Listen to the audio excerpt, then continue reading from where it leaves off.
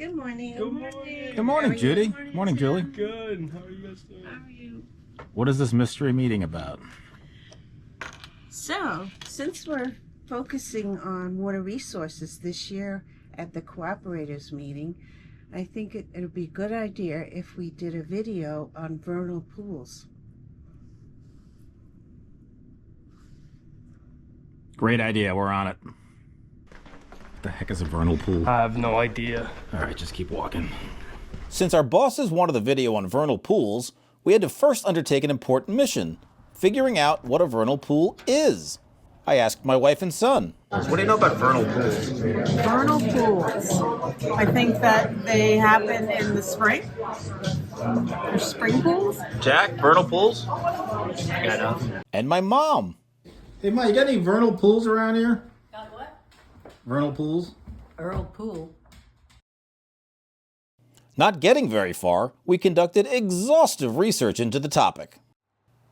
To be fair, it's not like there's giant signs on the side of the road pointing them out, and those in charge of their care are circumspect about their exact locations. But, as you'll see, there's a reason people who care about them are protective of them. As it turns out, vernal pools are a very big deal indeed. Water of love, deep in the ground, but there ain't no water here to be found. Someday. We were intrigued by the noble quest. The problem was, whether due to climate change or just bad luck, early spring was not looking promising for finding pools of water on eastern Long Island. In fact, it was tinder dry, conditions contributing to a massive brush fire that charred hundreds of acres of Pine Barrens forest right by our office. So I shot this pretty much permanent puddle by the train tracks near my house just in case we couldn't find any vernal pools. Fortunately, though, the very next day, St. Patrick's Day, the skies opened.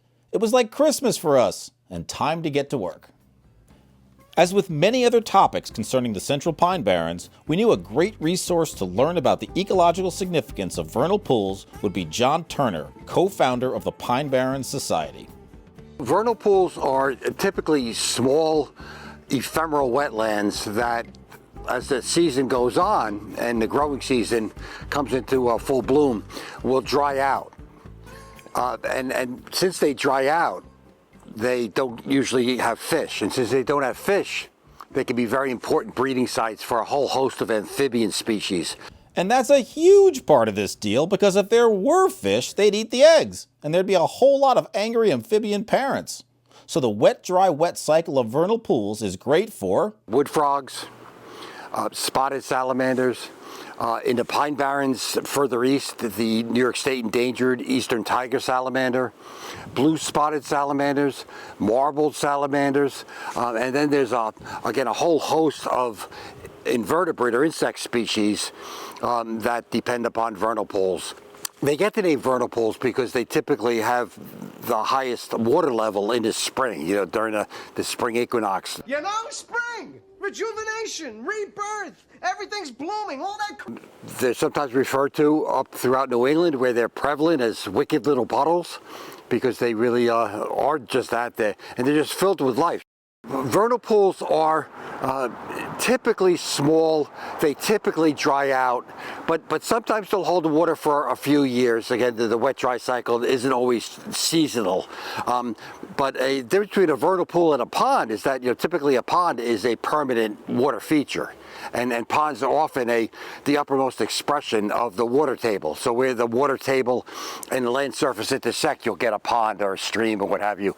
Vernal pools, some cases actually reflect the water table, but in most cases, the vernal pools are disassociated, disconnected to the aquifer system and are above it. And they owe their existence to some extent because they're underlain by either impervious soil or soil that drains much more slowly, like clay and silt. Some are fed by groundwater, with snowmelt and spring rains raising the water table and flooding depressions in the ground. And then, just when the water is bountiful, trees use a lot of water. You know, a large tree and a large like red maple here, an oak tree will use easily more than 100 gallons of water a day. So they'll just suck up the water, and that often locally will draw down the water table, and that often results in these vernal pools then drying up. Again, doing that dry, wet, dry cycle. They're as distinct as snowflakes, each with its own hydrology. Some dry up every year, others may hold their water for a decade. Okay, time for a brief interlude. So vernal pools are water. They're outdoors on lovely plots of land, sometimes private land. So we were wondering, has any huckster ever tried to sell one as waterfront property before the summer comes and dries it up? They may very well have done that. I'm sure somewhere that's happened, yeah. So vernal pools are bountiful in spring. What comes next?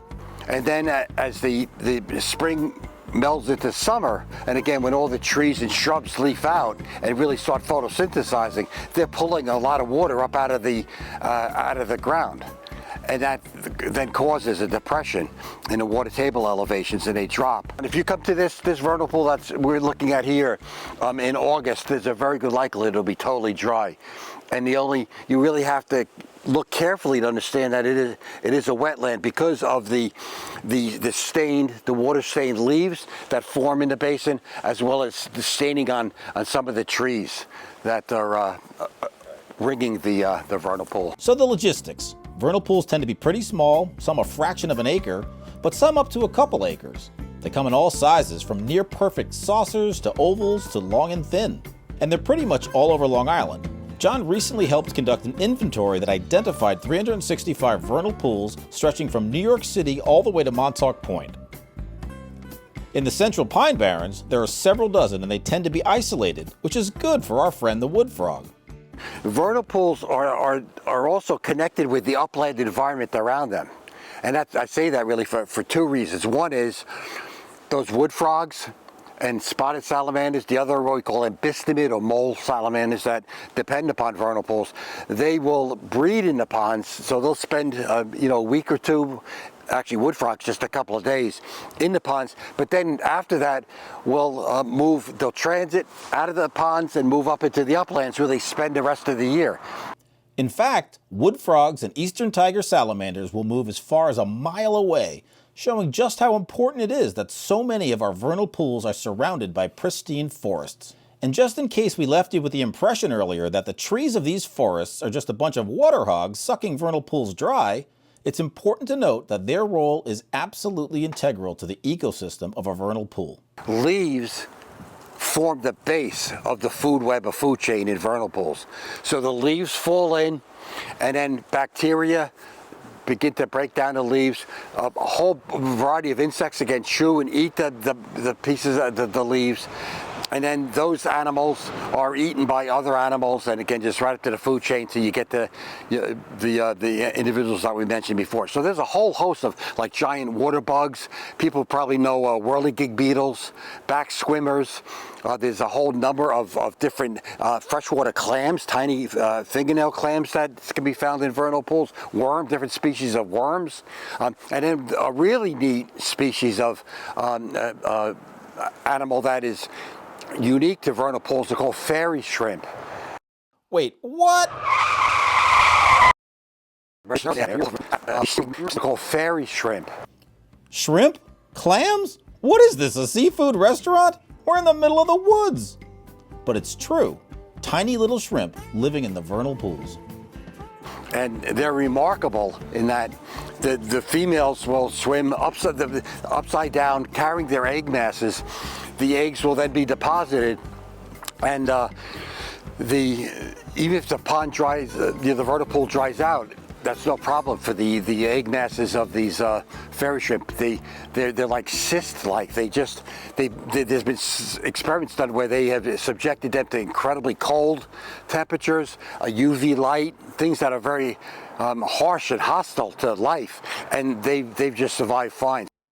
Okay, so we've got mutant shrimp that could survive a zombie invasion, but that's nothing compared to the incredible wood frog, who's kind of a vernal pool superhero. The wood frogs will breed explosively. They synchronize their breeding. They all come up out of the ground where they're hidden in the forest at the same time. What's fascinating about wood frogs is they're called frog sickles. They actually will freeze solid in the winter. They come as close to being dead and a living thing can be, but they're not dead. They actually, their heart basically stops, their body functions stop, and they're in like suspended animation for 6, 9, depending where they are. It could be 6, 7, 8, 9 months. Yep, essentially frozen and chilling under the leaf litter for months. Seriously, you can watch them thaw out on YouTube. I don't know about you, but after all that, I'd be ready for a nap. But not the wood frog. He's ready to reproduce. And now he has more options as to breeding grounds, because the very pool at which we were conducting the interview became, just before we got there, the site of Long Island's first amphibian crossing. Now the intrepid wood frog can cross East Bartlett Road in Middle Island to breed without becoming roadkill through a toll-free tunnel. And it's not just wood frogs. Town of Brookhaven Division of Land Management officials, who set up a camera at the site, have reported at least 15 different species already using the tunnel, which is 14 more species than are using the Lincoln Tunnel at any given time. Think about that. Speaking of those cameras, they're also trained on the vernal pools themselves, and as you'll see, many of the animals have been using the vernal pools for an all-out Pine Barrens party. We've got some thirsty deer. Does he know he's on camera? A quickly expanding group of even thirstier turkeys, a red fox skulking around, a squirrel feasting on a chunk of ice, a raccoon feasting on one of our beloved frogs, and then coolly washing his hands. Oh, the humanity! Even a red-tailed hawk taking a bath. I wonder if he brought his special Pine Barrens scented soap. As we noted earlier, the characteristics of vernal pools vary tremendously from site to site. The ones we just showed you are embedded in forest. This beautiful vernal pool in Manorville serves as a habitat for the endangered eastern tiger salamander. This vernal pool is very different in terms of its vegetation that's found here, as well as its overall kind of structure. It's a really larger, shallower depression. And what you have in this vernal pool, as with many others, is that as the water levels go up and down, they will affect the vegetation that grows along the shoreline. So if the water really rises up, plants that can't tolerate really being totally saturated, having their roots that are in standing water for long periods of time, will die off. Die off, but then return when the water recedes, as nature does its amazing thing. Once the water levels drop, so there's this dynamic that goes back and forth, again, between low water levels and high water levels that influence to some extent the vegetation you find around vernal pools.